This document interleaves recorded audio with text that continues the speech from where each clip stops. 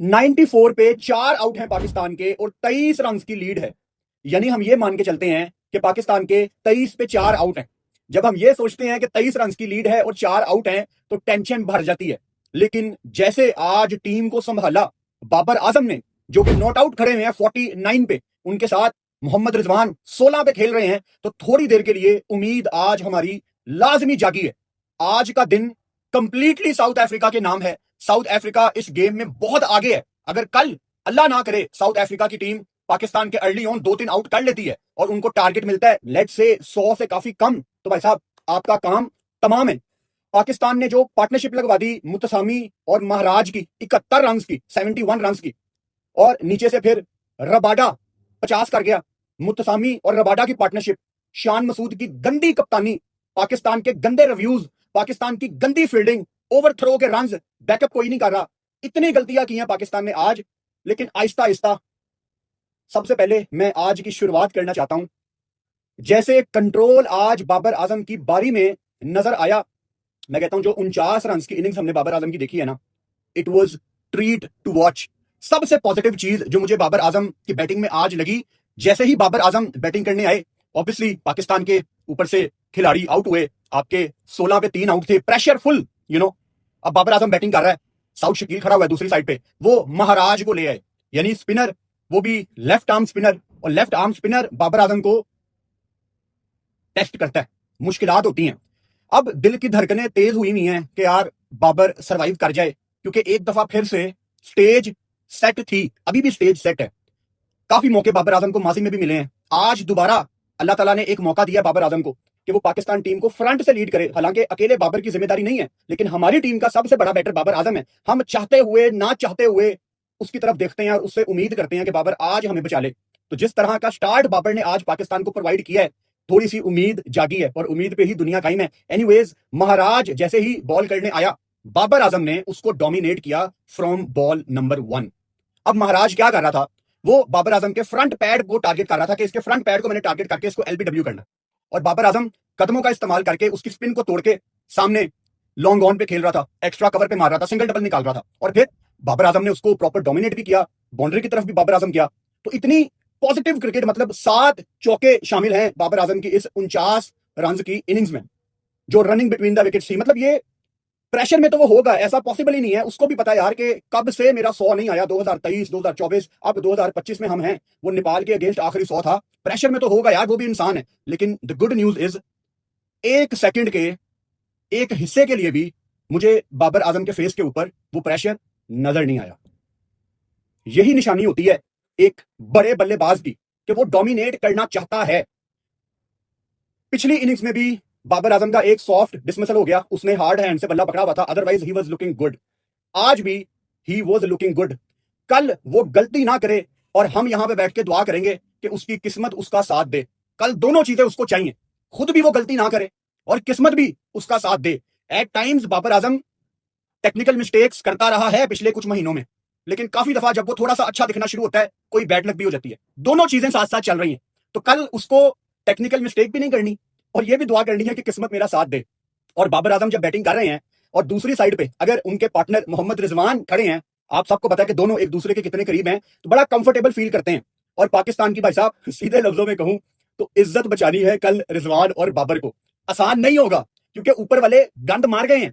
Abdullah Shafique major question mark, Shan Masood आपकी कप्तानी पे तो अभी मैं आता हूं, लेकिन आज जब उसको साइमन हार्मन ने 2 बॉल बाइंड निकालने या तीसरा बॉल आर्म बॉल में, पत्थर पे लकीर बात थी कि शान की विकेट आ रही है। और इमामुल हक एक वो 90 ऑड की इनिंग्स खेली, पहली इनिंग्स पहले टेस्ट मैच की, दूसरी इनिंग्स में फारग, इस टेस्ट मैच की पहली इनिंग्स में फारग, और अब जब दूसरी इनिंग्स आई प्रेशर सिचुएशन, इमामुल हक के ऊपर तो किताब लिखी जा सकती है कि प्रेशर सिचुएशन में कैसे खेलना है। इमाम को कोई इस चीज का इल्म नहीं है, हालांकि उसने बड़ा इंप्रेस किया था मुझे वो अपनी 90 ऑड की इनिंग्स से। खैर उन पे भी अभी हम आते हैं। मोहम्मद रिजवान और बाबर आजम पाकिस्तान की उम्मीद है इस टाइम। 23 रन की आपकी लीड है। वैसे तो 94 पे आपके 4 आउट हैं, लेकिन वो काउंट नहीं करता। ऐसे समझ लो, अगेन जो मैंने वीडियो के शुरू में कहा कि आपके 23 पे 4 आउट हैं। Lead thanks to Pakistan captain, thanks to Pakistan bowlers जिन्होंने रबाडा से 50 करवा दिया। शहीन, नुमान, आसिफ, साजिद खान स्पेशली, किसको उन्होंने नहीं मारा। एनीवेज, इसके बाद ऑब्वियसली आपके पास सलमान अली आगा भी अभी रहते हैं, नुमान भी थोड़ी बहुत बैटिंग कर लेता है। अब एक सवाल जो कि फौरन से आपके दिमाग में आ जाना चाहिए, बल्कि अभी तक आ चुका होगा, कि भाई साहब टारगेट क्या होना चाहिए, सेफ टोटल क्या है इस पिच पे। अब मैं ना बड़ा कंफ्यूज हूं इस पिच को लेके, क्योंकि हम सुबह 9:15 से लेके हमने दोपहर 3 बजे तक लाइव सेशन किया है, लगातार एक एक बॉल हमने साथ बैठ के देखी। पाकिस्तान जब बॉलिंग कर रहा था तो शायद एक आधा बॉल कभी ब्रेक हो रहा था, विकेट में कुछ भी मौजूद नहीं था। और वो पुरानी कहानी कि जब पाकिस्तान को कुछ नहीं मिल रहा होता तो पिच फ्लैट होती है, और जब ऑपोजिशन आती है और अगर ऑपोजिशन के स्पिनर आ जाएं तो उनका इतना इतना बॉल ब्रेक होता है। अगर ऑपोजिशन का फास्ट बॉलर आ जाए रबाडा, तो वो हमारे ओपनर अब्दुल्ला शफीक का निक निकलवा देता है, स्लिप लगवा देता है। नुमान अली मिसाल के तौर पे, मैं उनसे कोई क्रेडिट नहीं ले रहा, आईसीसी की टेस्ट रैंकिंग में आज वो दूसरे नंबर पे आए हैं। मैं इन स्पिनर्स को तब मानूंगा जब इनको कंडीशंस बहुत ज्यादा सूट नहीं करेंगी और ये स्टंप टू स्टंप बॉल करके विकेट लेंगे। जैसे महाराज ने पहली इनिंग्स में कोई उसको बहुत ज्यादा विकेट से हेल्प नहीं मिल रही थी, but he was bowling stump to stump. Noman Ali test की रैंकिंग में दूसरे नंबर पे आ गए हैं। हमारी पाकिस्तान की विकेटों पे उन्होंने 10 आउट किए, यहां पे उनको सपोर्ट मिलती है, लेकिन आज करेक्टर शो करने की जरूरत थी। आज आसिफ अफरीदी ने भी ऑब्वियसली पंजा लगाया, उन पे अभी मैं आऊंगा। लेकिन अगर एक बंदा आईसीसी की रैंकिंग में दूसरे नंबर पे आ गया है तो अगले ही दिन वो बिल्कुल क्लूलेस क्यों दिखता है? क्या ये हमारे बॉलर्स सिर्फ इसलिए अच्छी बॉलिंग करते हैं कि इनको इनके मतलब का पिच दे दो, अदरवाइज दे आर क्लियरली फारग? क्या ये वजह? सवाल है मेरा आपसे, मैं अपनी ओपिनियन नहीं दे रहा, आपसे सवाल है, क्योंकि सैंपल साइज तो यही कहता है। एक तो ये आईसीसी की जो रैंकिंग्स हैं, आज से 6-7 साल पहले टू बी ऑनेस्ट मैं भी आईसीसी की रैंकिंग्स को बहुत सेलिब्रेट करता था, लेकिन जैसे ही थोड़ी सी समझ आई, ज्यादा नहीं, थोड़ी सी जैसी समझ आई क्रिकेट की, तो पता लगा यार ये आईसीसी की रैंकिंग्स तो बकवास हैं। मतलब कोई समझ नहीं आती कि कौन क्यों ऊपर आ जाता है। 2 दिन की एक अच्छी परफॉर्मेंस की वजह से कोई टेस्ट की रैंकिंग का दूसरा बॉलर बन जाता है सबसे बड़ा, और अगले दिन उसका बॉल नहीं हिल रहा होता। समझ से बाहर है भाई साहब। एनीवेज, बहुत कुछ है जी डिस्कस करने के लिए, तो कहां से शुरू करें? आज के दिन की शुरुआत वहां से शुरू करते हैं, और थोड़ा सा सख्त हाथ हमें रखने की जरूरत है। आप सबके सामने ये साउथ अफ्रीका की जो पार्टनरशिप्स हैं उनकी एक पिक्चर मौजूद है। ऊपर से सारा कुछ छोड़ दो, नीचे से मुत्तसामी और महाराज को देख लो, चलो इसको भी छोड़ दो, इससे ऊपर आ जाओ। मुत्तसामी और मार्को येंसन की ये पार्टनरशिप लगी 25 रन की, और उसके बाद मुत्तसामी और महाराज की पार्टनरशिप लगी 71 रन की। फिर आखिरी 10वीं विकेट की पार्टनरशिप जिसने हम सबको हैरान कर दिया, मुत्तसामी और रबाडा की 98 रन की पार्टनरशिप लगी। और अगर मैं साउथ अफ्रीका के बैटर्स का, बल्कि इनको पता नहीं बैटर्स कहना चाहिए या टेल एंडर्स कहना चाहिए, अगर मैं इनको देखूं तो मार्को येंसन ने किए 12 रन, केशव महराज इन्होंने ओडीआई वाली नॉक खेली, आके तेजी से इन्होंने रन किए। जो डिफरेंस था पाकिस्तान और साउथ अफ्रीका के रन का दरमियान में, वो खत्म करने में इंपॉर्टेंट रोल प्ले किया। 30 महाराज ने रन जोड़े, और नीचे से रबाडा ने, जिनका टेस्ट का बेस्ट स्कोर 71 हो गया आज, इससे पहले इनका बेस्ट स्कोर था 47। यानी रबाडा की कोई हाफ सेंचुरी नहीं थी और रबाडा ने आज 71 कर दिया। क्या उसने छक्के लगाए हैं, क्या उसने चौके लगाए हैं, प्रॉपर कंट्रोल। अब मैं आपको, क्योंकि वर्किंग डे था, आप में से काफी लोगों ने बॉल बाय बॉल मैच नहीं देखा होगा, मैं आपको एक छोटी सी एग्जांपल दे देता हूं। जब आखिरी पार्टनरशिप शुरू हुई ना, मुत्तसामी दूसरे एंड पे खड़ा हुआ है और रबाडा बैटिंग करने आया। अब जाहिर बात है, अभी हमें तो नहीं पता था कि रबाडा साहब आज 50 के मूड में है। हम तो यही सोच रहे थे ना कि यार अब होगा ये कि मुत्तसामी स्ट्राइक लेता रहेगा, आखिरी बॉल पे सिंगल लेगा और रबाडा को फेस नहीं वो करवाएगा। हम तो यही सोच रहे थे। अब हमारे कप्तान शान भाई क्या करते हैं, मुत्तसामी ने 5 बॉलें खेल ली हैं, अब आखिरी बॉल है। अब हम यहां पे तवक्को कर रहे हैं जो शान मसूद ने फील्डिंग खोली हुई है वो थोड़ी बंद होगी। नहीं वैसा, लॉन्ग ऑन भी पीछे है, लॉन्ग ऑफ भी पीछे है, वो डीप पॉइंट का फील्डर भी पीछे है, वो बैकवर्ड पॉइंट का फील्डर भी पीछे है, डीप एक्स्ट्रा कवर भी पीछे है, प्रॉपर जिम्मे हर्षल गिब्स लगा है और उसने 150 कर दिया। प्रॉपर फील्डिंग खुली हुई है और मुत्तसामी ने आराम से 2 दफा लगातार 2 ओवर्स में आखिरी बॉलों पे सिंगल्स लेके अगले ओवर में कंट्रोल किए गेम। वो अलग बात है कि बाद में रबाडा की भी 1-2 शॉटें लगी और मुत्तसामी ने रबाडा पे ट्रस्ट करना शुरू कर दिया। मुत्तसामी काफी देर के लिए 70s में खेल रहा था, 75, 76, 77, जब वो रबाडा के साथ बैटिंग कर रहा था। 1 सेकंड के लिए, आखिरी विकेट थी, 1 सेकंड के लिए मुझे नहीं लगा कि मुत्तसामी अपना 100 करना चाहता है। अब पाकिस्तान का अगर कोई भी बैटर 70, 75 या 80 के करीब पहुंच गया और आखिरी विकेट है, वो मर जाएगा, लेकिन आखिरी बॉल पे आपको सिंगल लेके सामने आएगा और 100 करने की पूरी कोशिश करेगा, कुछ भी करेगा वो अपना 100 करने के लिए। लेकिन मुत्तसामी ने ऐसा नहीं किया। 1 सेकंड के लिए नहीं लगा कि he is in any kind of rush. उसको पता था कि एक एक रन इस पिच पे कितना इंपॉर्टेंट है। अब हम थोड़ा सा और पीछे चलते हैं और पाकिस्तान की टेल को डिस्कस करते हैं। Noman Ali 6 run, Sajid Khan 5 run, Asif Afridi 4 run.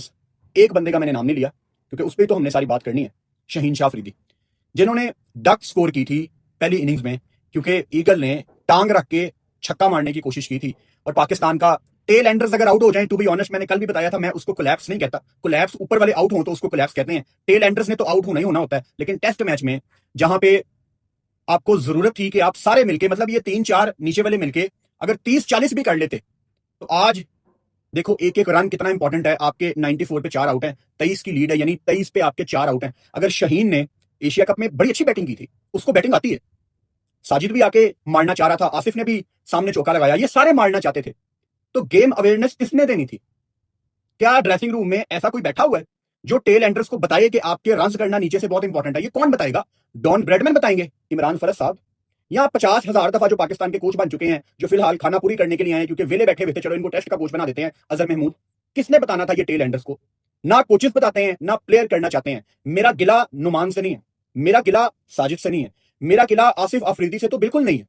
Shaheen Afridi, आप कप्तान वनडे के बन चुके थे जब आप ये पहली इनिंग्स की बारी ले रहे थे। अब आप बिहेव करना शुरू करें एक लीडर की तरह। अब आपकी सोच होनी चाहिए एक लीडर की तरह। टांग रख के छक्का मारना, मतलब ठीक है यार, T20 में समझ आती है। टेस्ट में महाराज को देखो, मुत्तसामी को देखो यार, मार्को येंसन को देख लो, रबाडा को देख लो, आराम से डाउन द ग्राउंड शॉट्स लग रही थी। लेकिन नहीं भाई साहब, इन सबको पता नहीं कोई जल्दी थी, किस चीज की जल्दी है। और टू बी ऑनेस्ट, ये कोई पहली दफा नहीं है कि पाकिस्तान की टेल रन्स ऐड करना चाहती नहीं है, ये कोई पहली दफा नहीं है, ये बड़ी पुरानी स्टोरी है। लेकिन हम इस टेस्ट मैच की अभी बात कर रहे हैं। आप सब ने कितनी आसानी से अपनी विकेट्स थ्रो की और नीचे से मिलके आप सब ने कोई 15-20 रन भी नहीं बनाए। कितनी शर्म की बात है। जब आपकी टेल का कंपैरिजन मैं साउथ अफ्रीका की टेल से करूं तो जमीन आसमान का फर्क है। और आप अपने घर में खेल रहे हैं। शाहीन, नुमान, साजिद, आसिफ अफरीदी, चलो उसका तो डेब्यू था यार, उन छड़ देने हैं। आप रावलपिंडी, लाहौर, कराची, मुल्तान, यहां खेल खेल के बड़े हुए हो यार। और वो साउथ अफ्रीका जो पहले टेस्ट मैच हार गई है ना, वो आए थे 3-4 दिन पहले, उनको थोड़ा समझ नहीं आया कि पाकिस्तान में हमने कैसे खेलना है। काश क्रिकेट 15-20 साल पीछे चली जाए, जहां पे कोई भी टीम कहीं पे ट्रेवल करती थी तो पहले एक टूर मैच होता था यार। वो क्रिकेट वापस ले आओ यार। पाकिस्तान साउथ अफ्रीका गई है, एक 3 दिनों का या 4 दिनों का टूर मैच हो रहा है, 5 वनडे हो रहे हैं, 2 T20 हो रहे हैं। क्या बात है यार, वो पुराना टाइम वापस ले आओ। तो वो उस चक्कर में पहला मैच आपसे हार गए हैं, अब उनको समझ आ गई है दूसरे मैच में, और उन्होंने आपको हिलने नहीं दिया।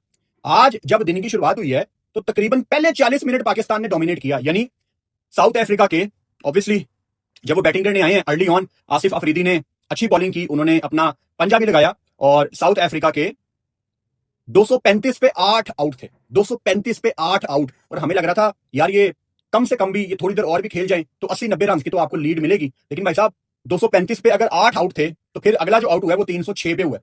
अच्छा चलो 306 पे अगर 9 आउट हो गए हैं, रबाडा आ गया अभी आउट हो जाएगा, लेकिन नहीं भाई साहब, 306 पे जहां 9 आउट थे, फिर 404 किया साउथ अफ्रीका ने और उनकी आखिरी विकेट गिरी, वो भी केजी रबाडा ने खुद शॉट मार के वो आउट हुआ है, उसके बल्ले पे वो बॉल नहीं आया था। मतलब आपने कुछ प्लान करके उसको आउट नहीं किया। शान मसूद की घटिया कप्तानी थी। मुतसामी जब जब चाह रहा था स्वीप शॉट मार रहा था, उसकी स्वीप ब्लॉक करने के लिए शान मसूद ने थ्रू आउट द डे कुछ भी नहीं किया। बिल्कुल आउट होने से 5 मिनट पहले उसने फील्डर रखा पीछे, कुछ नहीं किया उसकी स्वीप ब्लॉक करने के लिए। जब जब वो चाह रहा था वो रिवर्स स्वीप मार रहा था, उसकी रिवर्स स्वीप रोकने के लिए हमारे कप्तान ने कुछ नहीं किया। ढीली कप्तानी, रंग उड़े हुए थे शान मसूद के चेहरे के जब पार्टनरशिप लग रही थी। क्लियरली वो फंबल कर रहा था। प्रेशर आपसे क्या करवाता है? ये करवाता है। प्रेशर में पता लगता है कि आप कितने पानी में हैं।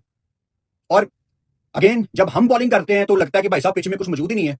रबाडा ने भी आके अच्छी बॉलिंग की आज, और साइमन हार्मर पे तो अभी हम अलहदा से बात करेंगे भाई साहब, उसने ऊपर से आपके 3 आउट करके गेम ही सीधी कर दी है। शाहीन शाह अफरीदी ने आज जो बॉलिंग की है, 26 ओवर में उसने 95 रन दिए और 1 विकेट ली। ये इतना इंपॉर्टेंट नहीं है। इंपॉर्टेंट ये है कि शाहीन शाह अफरीदी को जब पाकिस्तान ने नया बॉल लिया है, और वो थोड़ा सा पुराना हुआ, सेकंड नया बॉल की बात कर रहा हूं, उसके बाद शाहीन को अच्छी खासी रिवर्स स्विंग मिलना शुरू हो गई थी। थोड़ी नहीं, अच्छी खासी। और मैंने आपको डे 1 में क्या बताया था कि पाकिस्तान ने अपनी प्लेइंग 11 गलत खिलाई है। आज साउथ अफ्रीका ने मार्को येंसन के साथ शुरुआत नहीं की, उसको बिल्कुल आखिर में लेके आए। मार्को येंसन ने नहीं कहा था कि मेरा दिल नहीं करता पिया यार बॉल करांदा, ऐसी कोई बात नहीं है। रिवर्स स्विंग दिन के आखिर में उनको पता था कि मार्को येंसन करेगा, तो सोच देखो उनकी। उन्होंने रबाडा को भी खिलाया, उन्होंने मार्को येंसन को भी खिलाया।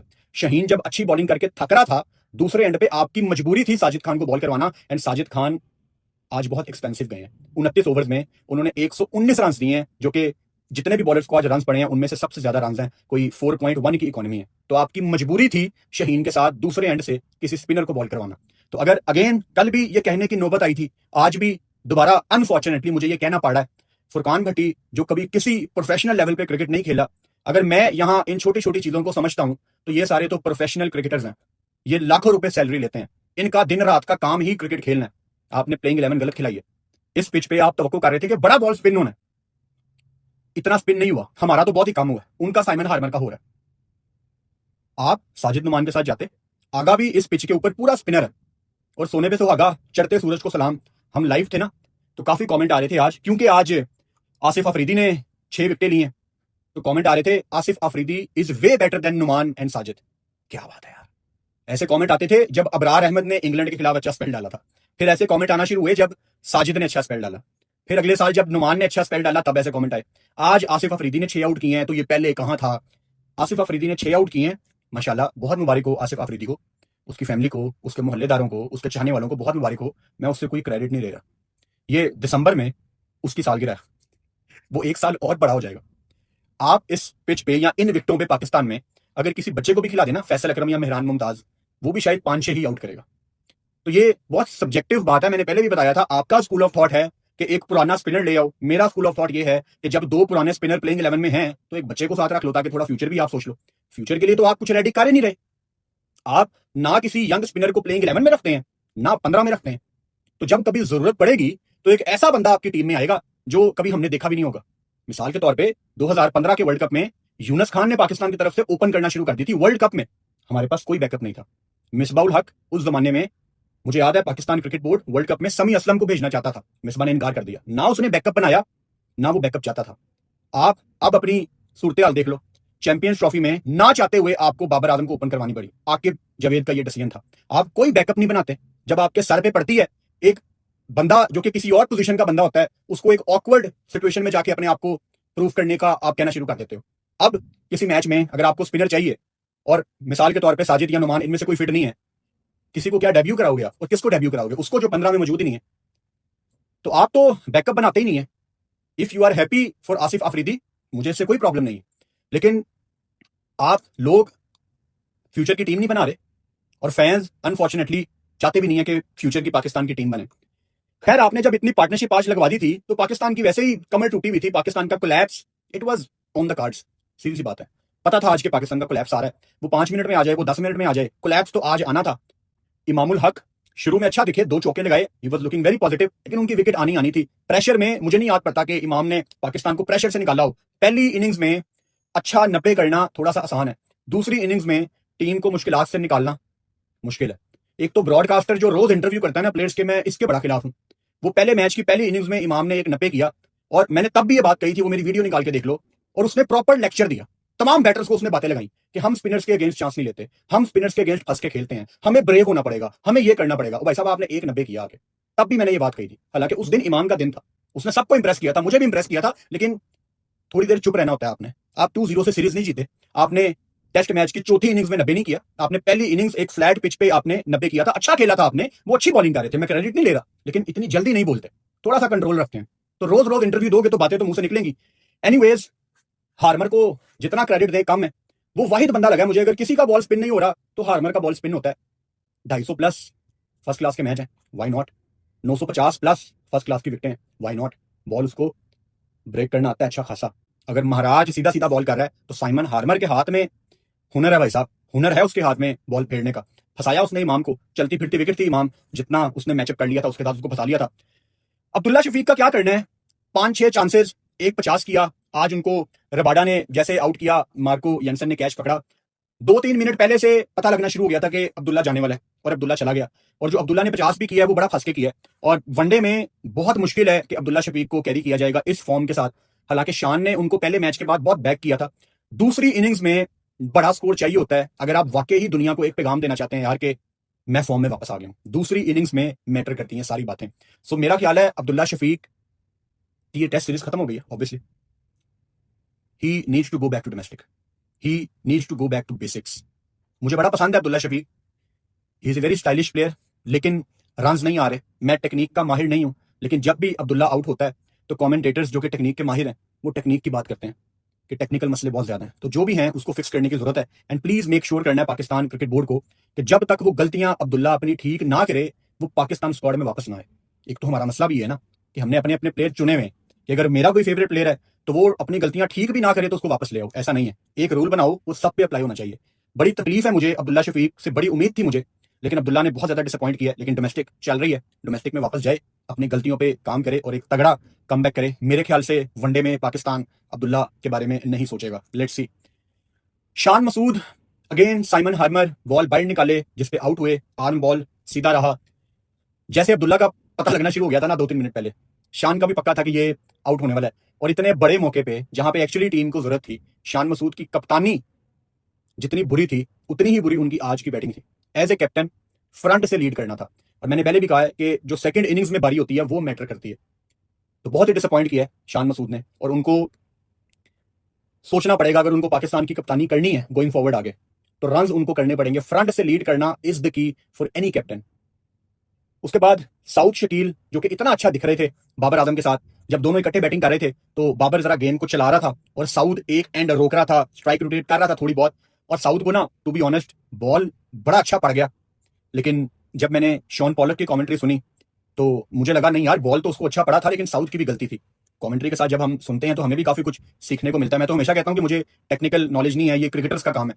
तो शॉन पॉलक ने बड़ी एक अच्छी चीज हाईलाइट की कि साउथ ने बड़ी जल्दी बॉल को कमिट कर लिया। उसको इंतजार करना था कि बॉल आगे आए और मैं लेट खेलूंगा। आप हमेशा क्रिकेट में सुनते हो ना लेट खेलना, तो साउथ को बेसिकली लेट खेलना था। वो बड़ी जल्दी खेल गया बॉल और स्लिप पे मार्करम ने एक बड़ा कंफर्टेबल कैच पकड़ा।